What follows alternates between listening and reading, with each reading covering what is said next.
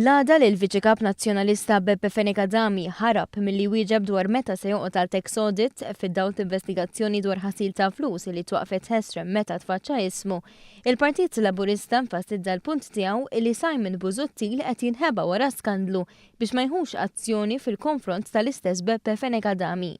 F'konferenza tal-aħbarijiet il-Ministru Chris Cardona u d-Deputat Laburista Michael Falzon innotaw l-aġir tal-Viċi Kap Nazzjonalista meta qamu tela għax ġie mistoqsi biex jagħmel tax audit. Aġir li jżid id-dubji dwar il-kontijiet bankarji tiegħu. Ħatoqgħod tax audit, Dr. Hawnhekk mistoqsija ħatoqgħod għal tax audit. Jaw din ir-risposta diġà ġibta diversi drabi. Ħatoqgħod kif il-bank account telab miljun euro iktar. Grazzi ħafna, thank you. Ħatoqgħod għal tax audit. Beppe Fenekadami, qed nagħmilek mistoqsija ċara, ħatoqgħod għal tax audit.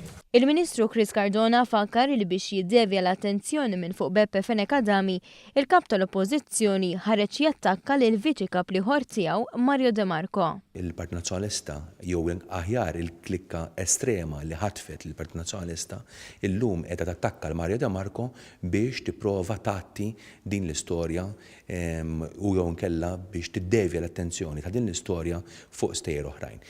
Dan mhux il-każ, aħna bħala Partit Laburista ser nibqgħu ovvjament nagħmlu l-istatements politiċi tagħna u ser nibqgħu nitolbu lill-Partit Nazzjonalista biex jagħti spjegazzjoni u azzjoni min-naħa ta' Simon Busuttil fuq l-aġir tal-Viċi Kap tiegħu Beppe Fenekadami. Id-Deputat Laburista Michael Falzon innota li fl-istess perjodu li dwaru sejħu l-investigazzjonijiet tal-Pulizija, il-kontijiet bankarji ta' Beppe Fenekadami żdiedu għal miljun euro.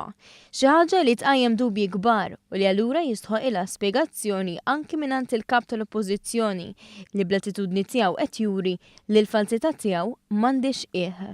M'hemmx dubju li effettivament l-istess kap tal-Oppożizzjoni qed jinqeda billi jinħeba wara skandlu fejn involut u direttament l-iskandlu tal-allegat ksur tal-liġi tal-finanzjament tal-partiti biex jiddevja l-attenzjoni minn fuq l-inkjesta fejn fiha kien involut l-Onorevoli Beppe Fenekadami, imma fl-istess ħin ma jiddejja xejn li jkollu l-viċi kap ieħor tal-partit tiegħu attakkat b'mod inġust naħseb jien. U allura hemmhekk jidher li mhux biss għandek element ta' falsità, ma għandek element ta' double jew triple standard saħansitra fil-partit tiegħu stess.